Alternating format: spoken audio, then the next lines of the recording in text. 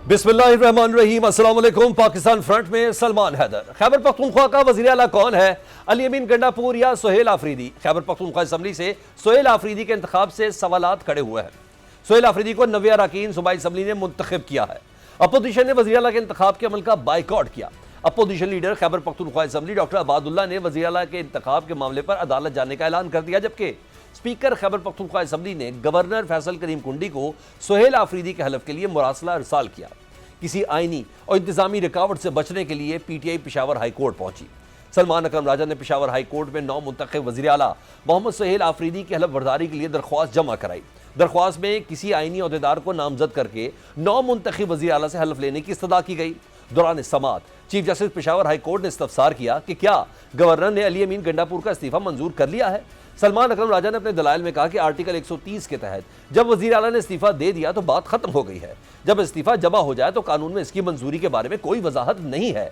Chief justice ने इस्तफसार किया कि क्या वज़ीर आला का इंतखाब हुआ है, जिस पर जवाब देते हुए सलमान अकरम राजा ने कहा कि गवर्नर खैबर पख्तूनख्वा ने इस्तीफा वसूली की तस्दीक की है। स्पीकर ने इलेक्शन शेड्यूल जारी किया है। 4 उम्मीदवारों ने कागजात नामजदगी जमा कराए। तमाम जमातों के उम्मीदवारों ने कागजात जमा कराए। आज खैबर पख्तूनख्वा असम्बली का इजलास मुनक्किद हुआ। अपोजिशन लीडर ने एतराज उठाया कि यह इलेक्शन गैर कानूनी है। अदालत ने पूछा कि क्या यह एतराज तहरीरी था या जुबानी था। जवाब में पीटीआई वकील ने कहा कि अपोजिशन लीडर ने जुबानी एतराज उठाया। गवर्नर खैबर पख्तूनख्वा ने ट्वीट किया कि अली अमीन गंडापुर का इस्तीफा मौसूल हो गया है, जिसके बाद तमाम मसला खत्म हो गया है। सलमान अकरम राजा ने कहा कि वज़ीर आला ने हाथ से लिखा गया इस्तीफा गवर्नर को इरसाल किया। 12 अक्टूबर को गवर्नर ने हैरान कुन खत अली अमीन गंडापुर को इरसाल किया। गवर्नर ने खत लिखा कि आपके लिखे गए दोनों खतूत में अलग अलग दस्तखत हैं, इसलिए अली अमीन गंडापुर को 15 अक्टूबर को गवर्नर हाउस तलब किया गया। चीफ जस्टिस ने एडिशनल अटॉर्नी जनरल से इस्तफसार किया, आप क्या कहते हैं, जिस पर जवाब देते हुए उन्होंने कहा कि दरख्वास्त गुजार ने कोई पटिशन दायर नहीं की है। अदालत ने कहा यह बात छोड़ें, हम आईनी पटिशन नहीं सुन रहे बल्कि इंतजामी दरख्वास्त है, इनको क्या जल्दी है, गवर्नर सूबे से बाहर है, इंतजार किया जाए। चीफ जस्टिस ने कहा मामले में गवर्नर का जवाब लाजमी है। गवर्नर के जवाब के बगैर दरख्वास्त पर फैसला किया तो एक और पटिशन हमारे खिलाफ आ जाएगी। उन्होंने कहा कि हम कानूनी नुकात नहीं सुनेंगे। अदालत ने अटॉर्नी जनरल को नोटिस जारी करते हुए समाअत मुलतवी कर दी। मीडिया से गुफ्तगू में सलमान अकरम राजा ने कहा कि वज़ीर आला से हलफ लेना जरूरी है, जिसमें ताखीर नहीं की जा सकती। आईन ने इख्तियार दिया है कि चीफ जस्टिस हलफ बर्दारी के लिए किसी को भी नामजद कर सकता है। मुंतखब होने के बाद असम्बली से खिताब में सोहेल आफरीदी ने कहा कि पर्ची से वज़ीर आला नहीं बना, मेहनत करके यहाँ पहुंचा हूँ। सोहेल आफरीदी ने कहा कि सबसे पहले पाकिस्तानी, फिर पख्तून और कबायली हूँ।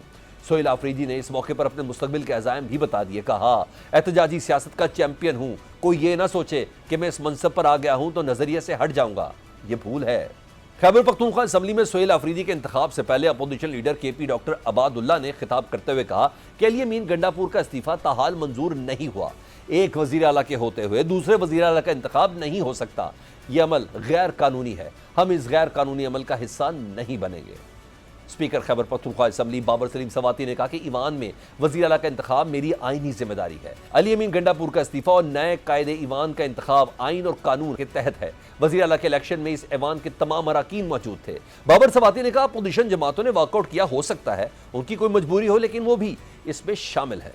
मोहम्मद सोहेल आफरीदी के वोटों की तादाद 90 है। स्पीकर बाबर सलीम सवाती ने रोलिंग देते हुए कहा कि जो इस्तीफा अली अमीन ने 8 अक्टूबर को दिया था, इसके मुतालिक आज तस्दीक हो रही है।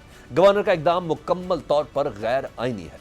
आईन पाकिस्तान का आर्टिकल 130(8) वज़ीर आला के इस्तीफे से मुतालिक है और इसके तहत वज़ीर आला अपना इस्तीफा तहरीरी तौर पर गवर्नर को भिजवाने के पाबंद है। कानून के मुताबिक सुबुकदोश होने वाले वज़ीर आला अपने जानशीन के इंतखाब तक अपनी जिम्मेदारी अदा करते रहेंगे, चाहे वो तकनीकी तौर पर मुस्ताफ़ी ही क्यों ना हो गए हों। गवर्नर की जानिब से इस्तीफा मंजूर ना होने और इस दौरान नए वज़ीर आला के इंतखाब पर माहिरीन इस खदशे का इजहार कर रहे हैं कि आने वाले दिनों में यह मामला संगीन सूरत हाल इख्तियार कर सकता है। साबिक अटॉर्नी जनरल और आईनी अमूर के माहिर अशतर साफ कहते हैं कि आईन पाकिस्तान में आईनी ओहदों बशमूल वज़ीर आज़म, अटॉर्नी जनरल या वज़ीर आला के हवाले से इस्तीफे की मंजूरी का कोई तसव्वुर मौजूद नहीं है। माहिर कानून रीमा उमर की गवर्नर खैबर पख्तूनख्वा पर तनकीद। बीबीसी से गुफ्तगू में रीमा उमर ने कहा कि गवर्नर पख्तूनख्वा आइन की रूह पर अमल नहीं कर रहे।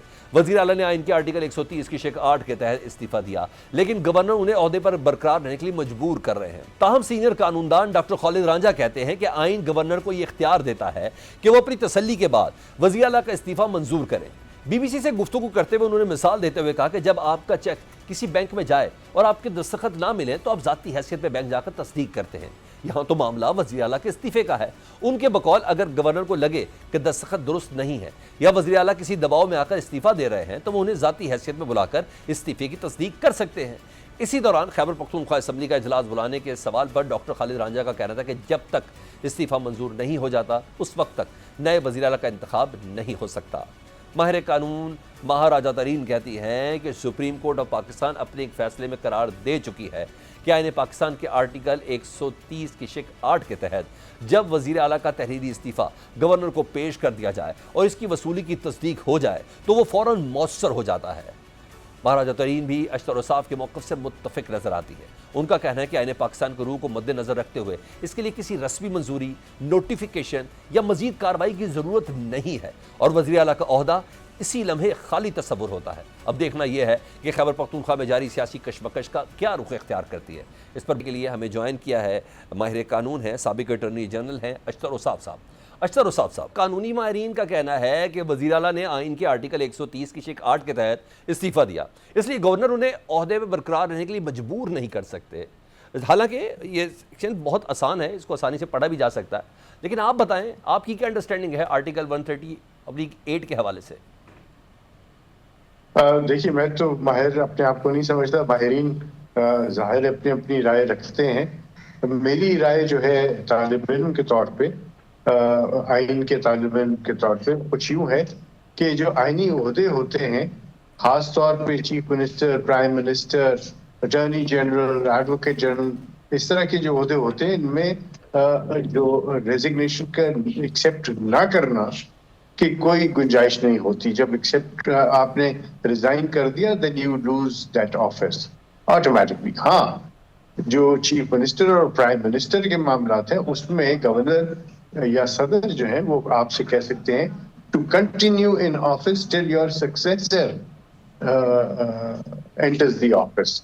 ये आइन के अल्फाज हैं, तो वहां पे कोई इस तरह का नहीं है कि subject to the acceptance of resignation, ऐसी कोई बात है नहीं।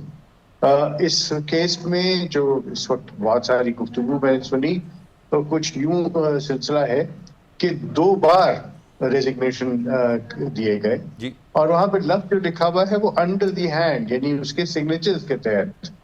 ऐसा नहीं है कि इन द हैंड है, तो अंडर द हैंड यानी उसके सिग्नेचर्स जो होने वही काफी हैं, चाहे वो टाइप शुदा हो, चाहे वो जो है हाथ से लिखा हुआ हो, किसी और ने भी लिखा हो। एग्जैक्टली। तो गवर्नर के पास ये नहीं इख्तियार कि वो कहे कि नहीं, मैं एक्सेप्शंस नहीं देता। ठीक। अच्छा, एक चीज़ों को थोड़ा स्ट्रेच करने की कोशिश तो की जा रही है। पीटीआई ने पेशावर हाई कोर्ट से भी रुजू किया हुआ है। आज सुहेल आफरीदी साहब 90 वोट लेकर सीएम भी बन चुके हैं।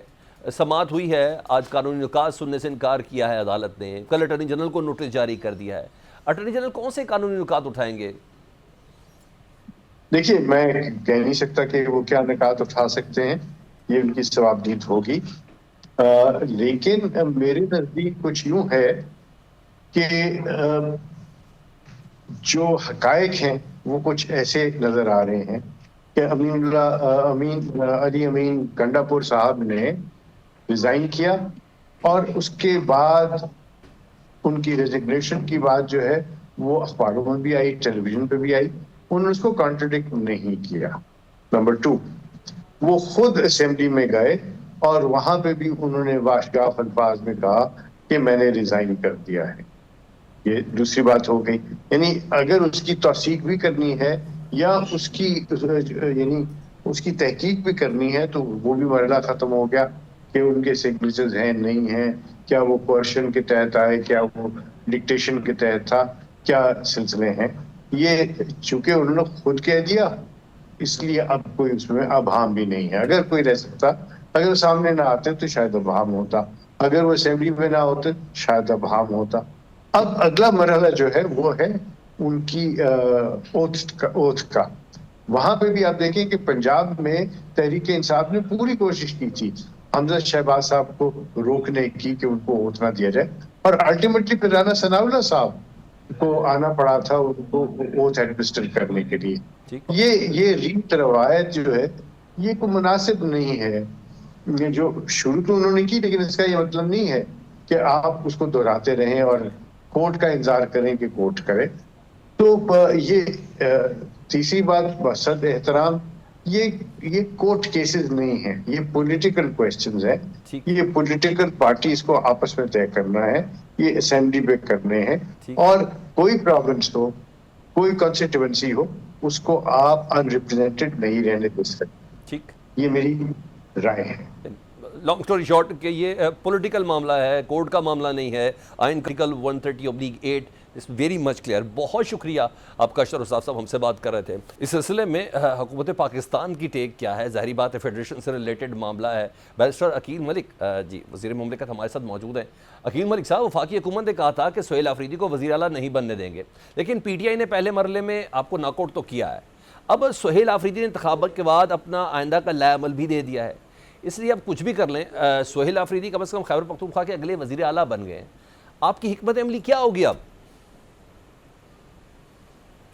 बिस्मिल्लाहिर्रहमानिर्रहीम। सलमान साहब बहुत बहुत शुक्रिया। देखिए, हमने कभी भी ये नहीं कहा कि उसको वज़ीर आला नहीं बनने देंगे। ज़ाहिरी बात है, हमें इस चीज़ से इख्तलाफ है कि उनकी जो अलल ऐलान एक पॉलिसी है स्पेसिफ़िकली विज़ावी TTP के हवाले से, ख़ारजियों के हवाले से, या जिस तरह वो कहते हैं कि जी ऑपरेशन नहीं होना चाहिए even though intelligence based operation, तो हमारा इख्तलाफ इस चीज़ से है कि वफाक के अंदर और सूबे के अंदर अगर हम आहंगी नहीं होगी और पॉलिसी के लेवल पे और बिलखुसूस जो काउंटर टेररिज्म के एफ़र्ट्स हैं और जो दहशतगर्दों से, ख़ारजियों से मुकाबला करना है, तो फिर अमन कैसे कायम होगा? सफ़र तो वहाँ के लोग कर रहे हैं और ज़ाहिरी बात है कि आपने जो मुल्क की सॉवरेनिटी है, मुल्क की सालमियत है, नेशनल सिक्योरिटी जो है, इस हवाले से भी चीज़ों को देखना है।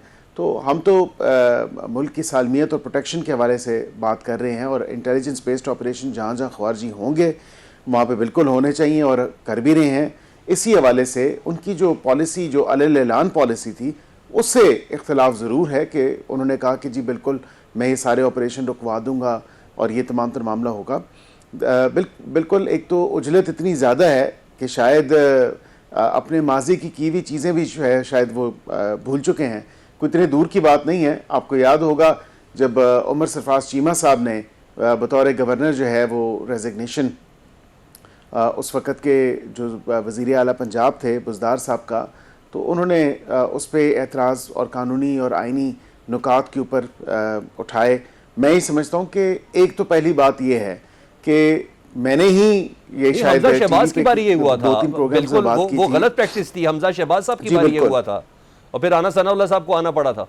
जी, मैं बिल्कुल यही बात सलमान साहब ये कर देता हूँ कि पिछले इस पूरे वीकेंड के ऊपर जब से ये इस्तीफ़ा आया मंजर आम पे और इस्तीफ़े के हवाले से बहुत ज़्यादा चैम गोइयाँ हुई, तो मैंने कहा कि आइनी पोजीशन जो है वो 130(8) के तहत वो अपने हाथ से अंडर हिज ओन हैंड होना चाहिए।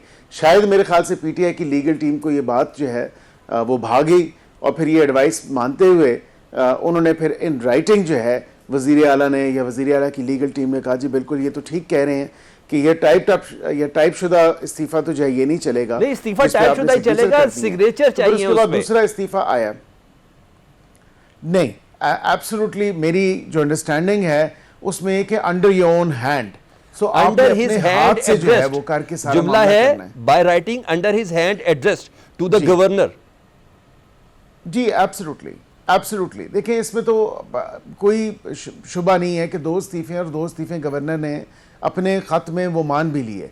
तो आप पता नहीं PTI को किस बात की उजलत थी इस तमाम तर मामले के ऊपर। गवर्नर ने 15 को आ जाना था। अगर कोई गैर आइनी, कोई गैर कानूनी स्टेप होता तो हम तो आइन के साथ खड़े हैं, हम कोई ऐसा स्टेप तो ना होने देते। और मैं तो बिल्कुल बतौर कानून का तालिब इल्म होने के नाते किसी भी ऐसे गैर आइनी या गैर कानूनी स्टेप के साथ नहीं खड़ा हो सकता जो बिल्कुल पेटेंटली इलीगल या अनकॉन्स्टिट्यूशनल हो। अब उनको रिसीव हो गया इस्तीफ़ा एक्सेप्ट और रिजेक्ट करने की तो कोई बात ही नहीं है। उसकी जो ऑटोमेटिक एक हो जाती है रेजिग्नेशन, जब वो इस्तीफ़ा भेजते हैं चीफ मिनिस्टर, तो मैं समझता हूँ कि वो ऑटोमेटिकली प्रोसेस में हो जाता है। उसकी एक्सेप्टेंस और रिजेक्शन नहीं होती अनलेस एंड अनटिल उसमें कोई ऐसी कॉन्स्टिट्यूशनल चीज़। और मैं समझता हूँ कि आइन के मुताबिक इस्तीफ़ा आया, जो मैंने देखा, जो थोड़ा सा सुकम मैंने देखा उसमें मैंने निशानदेही की, उसके बाद उन्होंने राइटिंग इन हैंड करके अपने साइन करके वो भिजवा दिया। बड़ी ज़बरदस्त अंडरस्टैंडिंग रखी मलिक साहब। वज़ीर मुमलिकत बराए कानून इंसाफ हमसे बात कर रहे थे। उनका ये कहना था कि हर चीज़ प्रोसेस है, लेकिन एक गैर ज़रूरी जल्दी है, न जाने क्यों, ये उनकी समझ में आ रहा है। ये जल्दी क्यों है पाकिस्तान तहरीक इंसाफ को?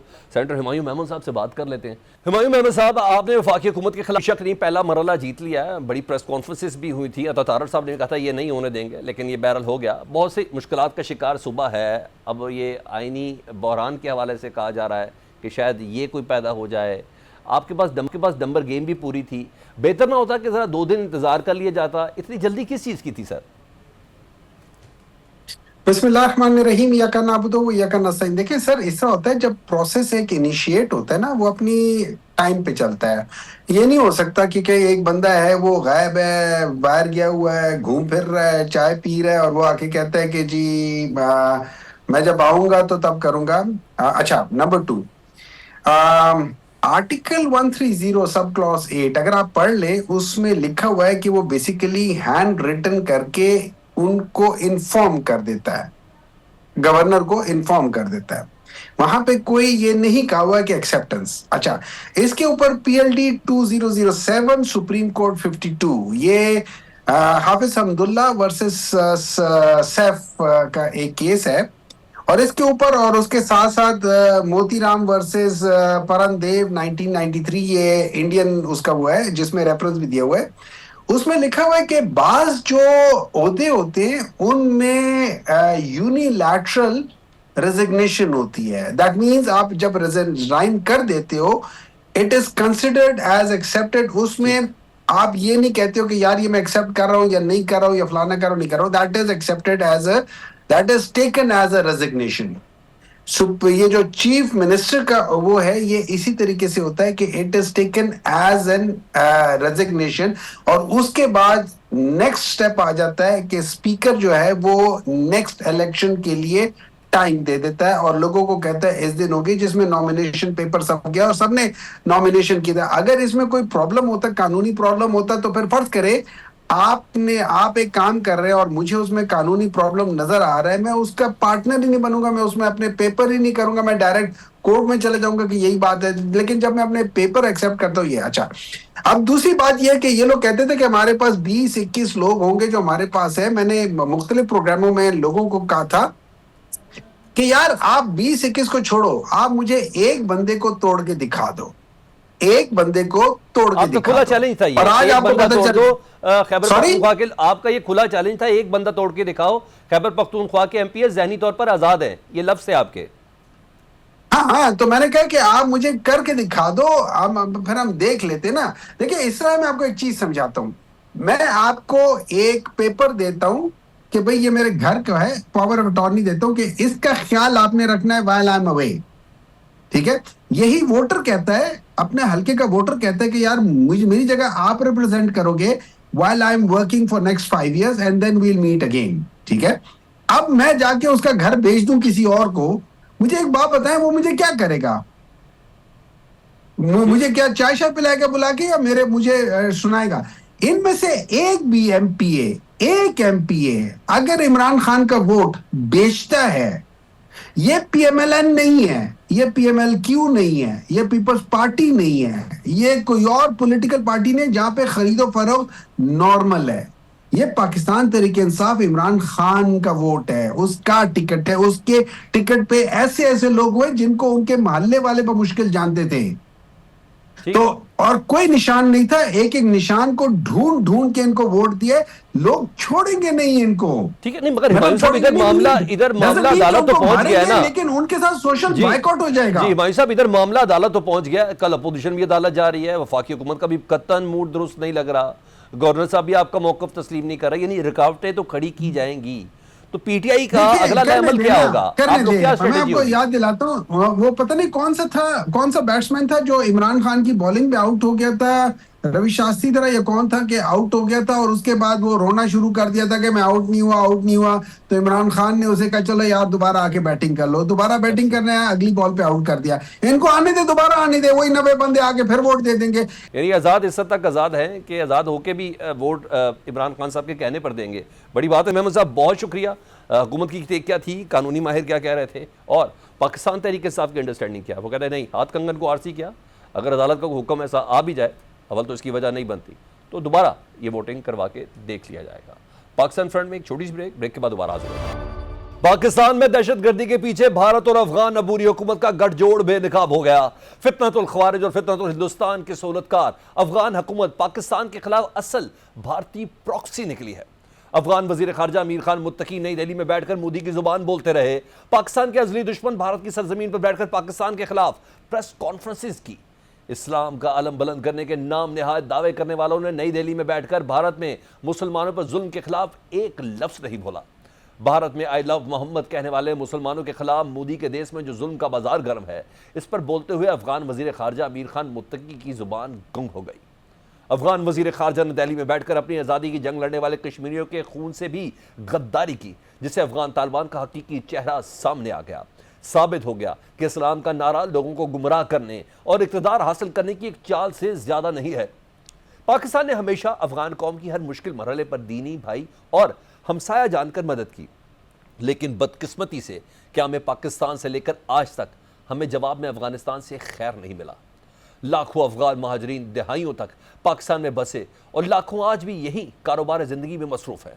अमीर खान मुत्तकी साहब, आप पर वो मिसाल सादिक आती है कि जिस थाल में खाते हो उसी में छेद करते हो। अमीर खान मुत्तकी साहब, आप पहली बार पाकिस्तान के खिलाफ साजिश नहीं कर रहे। इस हवाले से आपकी तारीख एक तवील हैसियत रखती है।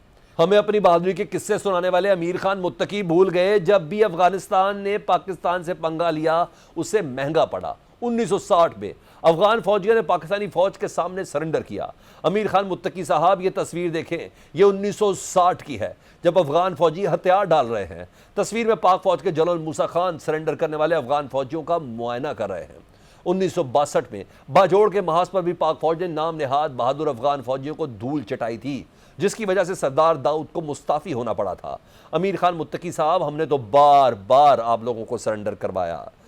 सरदार दाऊद, नूर मोहम्मद तरकई, हफीजुल अमीन, बब्र करमल, डॉक्टर नजीब, किस किस का नाम ले। पाकिस्तान के खिलाफ आपकी साजिशों की कहानी बहुत तवील है। 1971 के बाद पाकिस्तान को कमज़ोर समझकर अफगानिस्तान ने खैबर पख्तूनख्वा और बलोचिस्तान को अलग करने के लिए बगावत बर्पा करवाई, लेकिन मुंह की खाई। अमीर खान मुत्तकी साहब, आप पहली बार पाकिस्तान के खिलाफ साजिश नहीं कर रहे। इस हवाले से आपकी तारीख तवील है। करजई और अशरफ गनी सब के सब मिट गए। इनके नामो निशान तारीख ने फरामोश कर दिए। जो पाकिस्तान को तकसीम करने के ख्वाब देखते थे, वो सब जिल्लत और रुसवाई का शिकार हुए। उन्हें इबरतनाक शिकस्त दी है।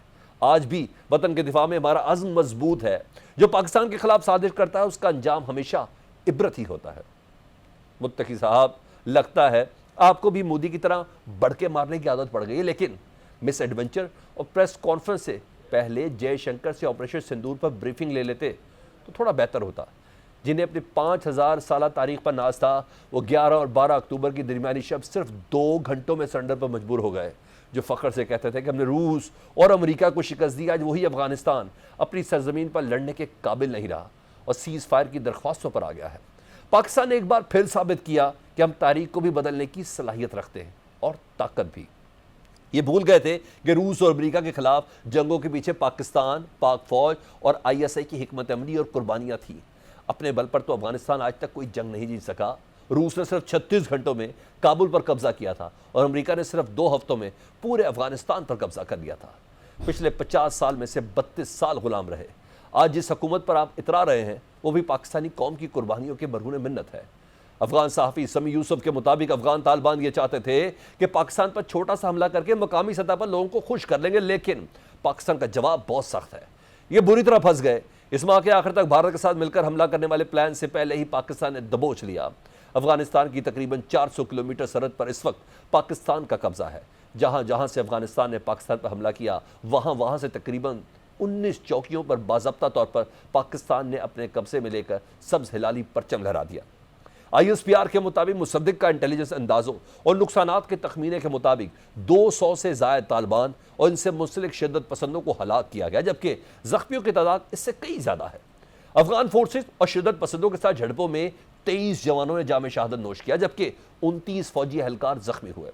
ISPR के मुताबिक अफगानिस्तान की तरफ से बिला इश्तियाल फायरिंग पर जवाबी कार्रवाई में पाकिस्तानी फोर्सेस ने तालिबान की मुतअद्दिद पोस्ट, कैंप्स, हेडक्वार्टर्स और शिद्दत पसंदों के इंफ्रास्ट्रक्चर को नुकसान पहुंचाया जो पाकिस्तान के खिलाफ कार्रवाइयों में इस्तेमाल हो रहा था। अल जजीरा के मुताबिक पाकिस्तानी फोर्सेस अफगानिस्तान के खिलाफ हमले में इतनी जदीद टेक्नोलॉजी इस्तेमाल करती हैं जिसका अफगानिस्तान ने तसव्वुर भी नहीं किया होगा। पाकिस्तान और अफगानिस्तान के दरमियान मौजूदा सूरत हाल तालिबान के हमदर्दों उनसे मुज़ाकरात के हामियों के लिए भी एक पैगाम है कि लातों के भूत बातों से नहीं मानते। फितनतुल खवारिज और फितनतुल हिंदुस्तान के हमदर्द जान लें, उनके लिए कौम का वही पैगाम है जो 10 अक्टूबर को DGISPR ने पेशावर में बैठ कर दिया था। DGISPR ने वाजे किया था कि सहूलतकारों के पास सिर्फ 3 चॉइस हैं। सहूलतकार खुद खारजियों को रियासत के हवाले कर दें या सहूलतकार खारजियों के खिलाफ रियासत के साथ मिलकर लड़ें। अगर ऐसा नहीं करना तो सहूलतकार पाक फौज के एक्शन के लिए तैयार हो जाए। हम ये बात भी वाजे करना चाहते हैं कि अब स्टेटस को नहीं चलेगा। जो शख्स या गिरोह किसी मजबूरी की वजह से या अपने फायदे की वजह से खारजियों की सहूलतकारी कर रहा है, उसको पास 3 वाजे चॉइसेस हैं। अव्वल कि वो खुद इन खारजियों को रियासत के हवाले कर दे, या फिर वो दहशतगर्दी के खिलाफ कार्रवाइयों में रियासत के इदारों के साथ मिलकर इस नासूर को अपने अंजाम तक पहुंचाए ताकि मासूम आवाम को नुकसान ना हो। अगर ये दोनों काम नहीं करने तो फिर खारजियों के सहूलतकार होते हुए रियासत पाकिस्तान की तरफ से भरपूर एक्शन के लिए तैयार हो जाए। वज़ीर आज़म के मुशीर सेनेटर राना सनाउल्लाह ने अफगानिस्तान और दहशतगर्दों के हवाले से पॉलिसी मजीद वाज़ेह कर दी। राना सनाउल्लाह ने कहा कि पाकिस्तान ने फैसला कर लिया है कि जहां से दहशतगर्दी होगी उस कमीगाह को तबाह कर दिया जाएगा। टीवी इंटरव्यू में राना सना ने कहा कि अफगानिस्तान में जिस जगह दहशतगर्द ट्रेडिंग और असला हासिल करते थे उन कमीगाहों को अब तबाह कर दिया गया है। इस बात को यकीनी बनाया गया कि अब वहां से कोई कार्रवाई करने के लिए ट्रेडिंग नहीं हासिल कर सकेंगे और ना ही पाकिस्तान में दाखिल हो सकेंगे। ताहम अगर कोई कमीगाह बच गई है तो उसे भी तलाश करके तबाह किया जाएगा। अफगान हुकूमत के लिए अब भी वक्त है कि वो फैसला कर लें वो पाकिस्तान के साथ खड़ा है या मोदी के साथ। अब बाज ना आए तो फिर हमें समझाना आता है। अब वक्त आ गया है कि पाकिस्तान में मौजूद अफगान बाशिंदों को उनके वतन वापस भिजवाया जाए। इस हवाले से किसी मसलियत का शिकार होना या उनसे हमदर्दी करना कम से कम पाकिस्तान से गद्दारी होगी। हसास इशू है, मुस्तकबिल की मंजरकशी क्या होगी, ब्रिगेडियर रिटायर्ड सईद मिनहास साहब से जान लेते हैं। ब्रिगेडियर साहब, अफगानिस्तान ने जाहिरियत की, हमने 200 अफगान तालिबान और खारजियों को हला करके मौसर जवाब भी दिया, शहादतें हमारी भी हुई। अब बताइएगा कि अब आगे क्या होगा, क्योंकि अफगानिस्तान की भारत के साथ कुर्बतें तो बढ़ रही हैं और उनके वजीर खारजा दिल्ली में बैठकर पाकिस्तान के खिलाफ अच्छी खासी भड़के भी मार रहे हैं। आपको पाकिस्तान और अफगानिस्तान के हालात किस तरफ जाते हुए नजर आ रहे हैं जी? बिल्कुल जी, देखें बहुत इंपॉर्टेंट क्वेश्चन के व्हाट नेक्स्ट। अब व्हाट नेक्स्ट जो है ये तमाम का तमाम डिपेंड करता है कि अफगानिस्तान में जो तालिबानी रजीम है वो किस डायरेक्शन में जाना चाहती है। क्या वो ये प्रेफर करेगी कि वो इंडिया की प्रॉक्सी बनकर पाकिस्तान से लड़े? क्या वो ये प्रेफर करेगी कि 40 साल जो एहसानात पाकिस्तानी कौम ने अफगानिस्तान के ऊपर किए थे उसको टेंजेंट जाए? क्या वो ये प्रेफर करेगी कि पाकिस्तान के जो स्ट्रेटेजिक इंटरेस्ट हैं उसके खिलाफ जाए? क्या वो ये प्रेफर करेगी कि वो इंडिया की प्रॉक्सी बनकर यहाँ पर खित्ते में एज दहशतगर्द तंजीम के तौर पर देखी जाए? तो लिहाजा इस वक्त जो पाकिस्तान के ऊपर 11 और 12 अक्टूबर की रात को जो हमला किया गया तकरीबन 6 चेक पोस्टों के ऊपर, और फिर हमने अपनी ऑफेंसिव डिफेंसिव डॉक्ट्रिन के तहत हमने उनकी तकरीबन 19 चेक पोस्ट को एंगेज किया। इससे पहले कि वो हमें एंगेज करते हमने ऑफेंसिव डिफेंसिव डॉक्ट्रिन के तहत एक वहां पे प्रिवेंटिव स्ट्राइक किया और वहां पे शदीद नुकसान पहुंचाया। अब तमाम चीजों का जो हल है वो बेसिकली मुज़ाकरात के अंदर है, टेबल पे बैठ के जो है वो उसमें हल है। लेकिन एट द सेम टाइम अब जब मुज़ाकरात होंगे तो पोजीशन ऑफ स्ट्रेंथ से होंगे। इसलिए जब पहले घंटे के बाद ही उन्होंने जंगबंदी की दरखास्त की थी तो पाकिस्तानियों ने कहा कि नहीं, अब पिछले 4 सालों में हमने बहुत नुकसान उठाया, हमने बहुत जो है भाईचारगी दिखाई, हमने उनके साथ तमाम किस्म के डायलॉग ओपन किए, लेकिन बदकिस्मती से लिप सर्फेसिंग के अलावा कुछ भी ना हुआ। तो लिहाजा अब नो मोर स्टेटस को, पोजीशन ऑफ स्ट्रेंथ से टेबल पे जाएंगे, उनके सामने तमाम प्रोज एंड कॉन्स रखेंगे कि इंडिया की अगर आपने एक मिशनरी जो एक होती है इसमें किराए के फौजियों के तौर पर आपने अगर लड़ना है तो फिर ठीक है, मुस्लिम उम्मा के अंदर फिर हम बाकियों को जवाब दे होते रहेंगे लोग खुद, लेकिन पाकिस्तान की सालमियत और खुद मुख्तारी के ऊपर किसी सूरत भी कॉम्प्रोमाइज नहीं होएगा। तो व्हाट नेक्स्ट का सवाल जवाब ये है कि जो अफगानी तालिबान रजीम है या तो उसको चेंज करना होगा, जो कि उनकी अपनी पब्लिक करेगी, क्योंकि पब्लिक में उनकी बिल्कुल भी जो है उस तरह से इंग्रेस नहीं है, ना ही उनको सपोर्ट हासिल है। मासवाए कंदहार के, पख्तिका के या काबुल के अंदर वहां उनकी रिट जरूर है, लेकिन फिर अगर आप देखें तो वहां पे उस तरह रिट नहीं है। मेरे ख्याल में लोग वहां पर अपनी रजीम के खिलाफ भी हैं, और इसको आप अगर कहें तो अनपार्लियामेंट्री बट गुंडों का एक ग्रोह है जो अफगानिस्तान में बैठ के इस तरह के अपनी लोगों के इंटरेस्ट के खिलाफ काम कर रहा है। बहुत शुक्रिया ब्रिगेडियर अहमद सईद मिन्हाज साहब, हमसे बात कर रहे थे पाकिस्तान फ्रंट। इस ब्रेक के बाद गजा में जंग से अमन की जानी पेशकदमी। मिस्र के शहर शर्मुल शेख में गजा अमन मुआहदे पर दस्तखत और अमन मंसूबे पर अमल दरामद के हवाले से बड़ी बैठक। सदर ट्रंप और मिस्री सदर अब्दुल फतेह सीसी मुश्तरका सदारत में 20 मुल्कों के सरबराहान शरीक हैं, जिनमें वज़ीर आज़म शहबाज शरीफ, तुर्किया के सदर तैयब एर्दोगान, फ़लस्तीनी सदर महमूद अब्बास, इटली के वज़ीर आज़म जॉर्जिया मेलोनी, जर्मन चांसलर और फ्रांस के सदर मैक्रोन शामिल हैं। मिस्र पहुंचने पर सदर ट्रंप की हमास की तारीफ, कहा अमन मुआहदे में हमास का किरदार इंतहाई मुस्बत रहा। दूसरी जानिब मुआहदे के तहत हमास ने 20 इसराइली यरगमालियों को रिहा कर दिया है। पहले मरले में 7 और दूसरे मरले में 13 यरगमालियों को रिहा किया गया। तेल अवीव के यरगमाली चौक में भी सैकड़ों अफराद जमा हुए, जिन्होंने इसराइली झंडे थाम रखे थे और यरगमालियों की तस्वीर वाले पोस्टर्स बुलंद कर रखे थे। दूसरी जानिब इसराइल की ओफर जेल से 1966 फलस्तीनी कैदियों को रिहा किया गया। फलस्तीनी कैदियों के गजा और मगरबी किनारे पहुंचने पर इस मौके पर जज्बाती मनाजर देखने को मिले। हजारों अफराद रिहाई पाने वाले अफराद के इस्तकबाल के लिए पहुंचे। इसराइली जेल से रिहाई के बाद मगरबी किनारे पहुंचने वाले एक फलस्तीनी ने मीडिया से बात करते हुए कहा कि हम सबसे पहले अल्लाह का शुक्र अदा करते हैं, फिर गजा के लोगों और मज़ाहमत के कदम चूमते हैं जिन्होंने हमें इज्जत के साथ रिहाई दिलवाई। सदर ट्रंप ने यरगमालियों की रिहाई को बड़ी कामयाबी और मशरिक़ वस्ता के लिए नई तारीखी दौर का आगाज करार दिया। इसराइली पार्लियामेंट से खिताब में सदर ट्रंप ने कहा कि बंदूकें खामोश हो रही हैं, तवील और भयानक जंग का खात्मा हो गया, तमाम मुश्किलात के बावजूद हमने नामुमकिन को मुमकिन बना दिया, यरगमालियों को वतन वापस ले आए। ये इसराइल और पूरी दुनिया के लिए गैर मामूली कामयाबी है। वक्त आ गया है कि इस कामयाबी को पूरे मशरिक़ वस्ता के लिए अमन और खुशहाली के हतमी इनाम में तब्दील किया जाए। सदर ट्रंप ने कहा कि हिजबुल्लाह इसराइल के गले की हड्डी बना हुआ था, अमेरिका की मदद से इसका खात्मा किया। इसराइल पार्लियामेंट से खिताब में सदर ट्रंप गजा में 67,000 से ज्यादा फलस्तीनियों के कातिल नेतन्याहू की तारीफें करते रहे। अपना वजन इसराइल के पलड़े में डालते हुए सदर ट्रंप ने कहा कि हमास को गैर मुसल्लह होना होगा। सदर ट्रंप एक बार फिर जंगे रुकवाने का क्रेडिट लेते नजर आए। कहा मैंने 8 माह में 8 जंगे रुकवाई हैं। सियासी मुखालफिन पर तनकीद करते हुए ट्रंप ने कहा हिलरी क्लिंटन ने कहा था कि मैं जंगे कराने वाला शख्स हूं, मेरी शख्सियत इसके उलट जंगे खत्म कराने वाली है। सदर ट्रंप का इजरायली पार्लियामेंट से खिताब में ईरान का खसूसी जिक्र, तेहरान के साथ अमन मुआहदे की ख्वाहिश का इजहार भी कर दिया। सदर ट्रंप ने कहा कि ईरान के लिए भी दोस्ती और तामुन का हाथ हमेशा खुला है। अगर हम ईरान के साथ कोई अमन मुआहदा कर सके तो ये शानदार होगा। तजियाकार इसराइली पार्लियामेंट में खड़े होकर ईरान के जिक्र और उसके साथ अमन मुआहदे की ख्वाहिश को गैर मामूली करार दे रहे हैं। अपने खिताब में सदर ट्रंप ने दावा किया कि अमरीका कार्रवाई ना करता तो ईरान 2 माह में एटम बम बना लेता। ऐसा हो जाता तो हम यहाँ ना खड़े होते। सदर ट्रंप के इसराइल पार्लियामेंट में खिताब के दौरान एहतजाज और शोर शराबा भी हुआ। सदर ट्रंप को अपना खिताब कुछ देर के लिए रोकना पड़ा जब 2 अरकान पार्लियामेंट ने फलस्तीनी रियासत के हक में पोस्टर लहराए, जिस पर ट्रंप समेत सब हक्का बक्का रह गए। एक रुकन पार्लियामेंट ने सदर ट्रंप की जानिब बढ़ने की भी कोशिश की। सिक्योरिटी ने फौरी तौर पर एक्शन लेते हुए एहतजाज करने वाले दोनों अरकान को बाहर निकाल दिया। सदर ट्रंप ने फौरी एक्शन पर सिक्योरिटी अमले की तारीफ की। दूसरी जानिब जंगी जनून में मुब्तला इसराइली वज़ीर आज़म की ठिठाई बरकरार है। जंगबंदी के बावजूद नेतन्याहू ने बयान दिया है कि गजा में फौजी कार्रवाई अभी खत्म नहीं हुई। नेतन्याहू के मुतनाज़ा बयान के बाद हमास ने कहा है कि सालिस और आलमी फ़रीक़ैन मुआहदे पर अमल दरामद यकीनी बनाएं, इसराइल के तर्ज अमल पर निगरानी भी जारी रखें, कहीं वो जारियत का सिलसिला दोबारा शुरू न कर दे। रूस ने ट्रंप अमन मंसूबे पर तहफ़्फ़ुज़ात का इज़हार करते हुए सवालात उठा दिए हैं। रूसी वज़ीर ख़ारजा सरगेई लारोव ने कहा कि सदर ट्रंप का इसराइली फ़लस्तीनी तनाज़े के हल का मंसूबा सिर्फ गजा पट्टी से मुतल्लिक है। यह फ़लस्तीनी रियासत के क़याम के बारे में इंतहाई मुबहम है। इसमें मगरबी किनारे के हवाले से सूरत हाल वाज़ेह नहीं है। चीन ने कहा है कि गजा का नज़्म व नस्क फ़लस्तीनियों के ज़ेर इंतज़ाम होना चाहिए, उन्हें फ़लस्तीनियों पर हक़ हुक्मरानी का हक़ है। चीनी वज़ारत ख़ारजा के तर्जुमान ने कहा कि किसी भी मुस्तक़बिल के लाएअमल में फ़लस्तीनी अवाम की मर्ज़ी और 2 रियासती हल का एहतराम ज़रूरी है। डोनाल्ड ट्रंप की इसराइली पार्लियामेंट में तकरीर, अल्फाज का चुनाव मुनासिब था नहीं था, ये सब जानने के लिए बात कर लेते हैं साबिक सफ़ीर जमील अहमद साहब से। जमील अहमद साहब, आज मिस्र में गजा मंसूबे पर सरबराही इजलास है।